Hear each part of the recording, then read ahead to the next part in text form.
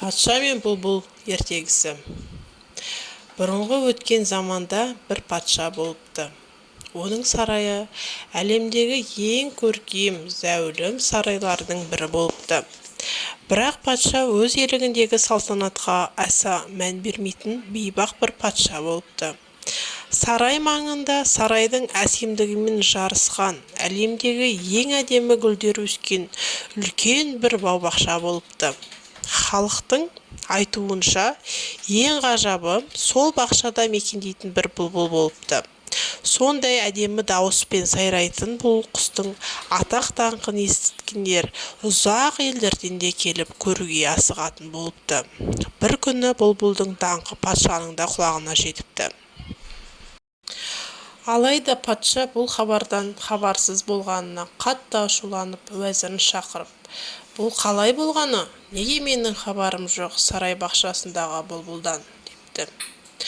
Уәзір оған жауап бере алмапты, өйткені оның да бұлбұлдан еш хабары болмапты.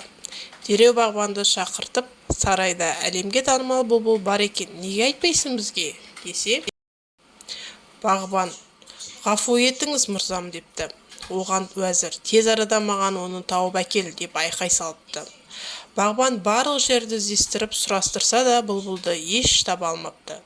Содан уәзір бір шарасын тауып патшаға, «Бұл біреулердің ойдан шығарған әңгімесі болуы керек» десе, патша одан сайын ашуланып, «Жоқ, олай болуы мүмкін емес. Маған бұл хабарды сенімді адам жеткізді. Дереу бұлбұлды тауып әкеліңдер, немесе барлығынды жазаландырамын» депті. Сарайдың асханасына жұмыс істейтін қызметші қыз бағбанға келіп, «Іздегендеріңізді бұл жерден таба алмайсыздар. Қаласаңыздар, мен сіздерді оның жанына ертіп алып барайын» депті.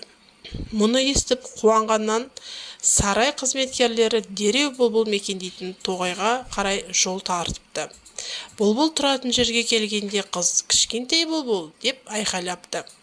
Бұлбұл бір ағаштың бұтағынан көрінген кезде, «Патшамыз сені көргісі келіп, даусыңды естігісі келіп жатыр. Егер бізбен бірге бармасаң, патшамыз барлығымызды жазаландырады» депті. Бұлбұл оған келісімін беріпті. Жолай оның әсем даусын тыңдап, барлығы сарайға келіпті. Сөйтіп патшаның құзырына шығып, бұлбұл әдемі даусымен ән шырқай бастапты. Даусынан әсерленген патшаның көзінен жас парлапты. Әр жүзіне қуаныш ұялапты. Патша бұлбұлға, «Менен не тілеуің бар, айт» депті. Сонда бұлбұл, «Мен үшін ең үлкен сый сізге қуаныш сыйлау» деп жауап беріпті. Баршаның сүйіспеншілігіне қауышқан бұлбұл сарайдағылардың асыл тәжіне, бақ-дәулетіне айналыпты. Бұдан былай сарай бақшасына орналастырып, үнемі әсем даусымен патшаға ән шырқайтын болыпты. Ел тұрғындары бұлбұлдың әндерін тыңдау үшін сарайдың айналасына жиналып тұратын болыпты. Бір күні патшаға бір сыйлық сандық келіпті. Ішін ашып қараса, құнды гауһарлармен, асыл тастармен безендірілген ойыншық бұлбұл шығыпты. Шыныдан жасалған бұл ойыншықтың төбесінде бұрандалы кілті болыпты. Кілт бұралғанда шынайы бұлбұлдың даусы шығатын болыпты. Уақыт өте келе шынайы бұлбұл патшаға тарапынан өзіне назар аударылмай қалғанына ренжіп, бір ыңғайын тауып сарайдан ұшып кетіпті.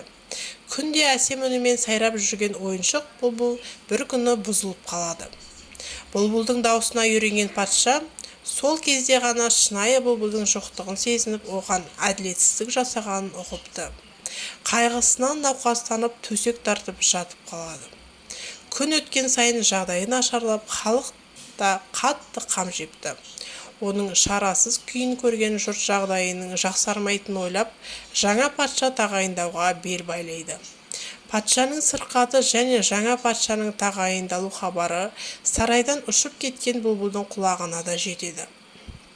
Патшаның өзін жақсы көретінін, істеген ісіне өкінетіндігін естіген бұлбұл оған көмектесуге шешім қабылдап, дереу патшаның жатқан бөлмесінің терезесінің алдына ұшып келіп, әсем даусымен ән шырқай бастапты. Төсегінде жатқан патша бұлбұлдың даусын естіп, қайта өзіне келе бастапты. Таңға жуық патша аяғынан тұрып, ауруынан жазылып кетеді. Патша өзін емдеген бұлбұлдың әсем дауысы екенін біліп, бұдан былай оны әрдайым жақсы көретінін айтыпты. Және бұлбұл да анда-санда келіп ән шырқап тұратынына сөз береді.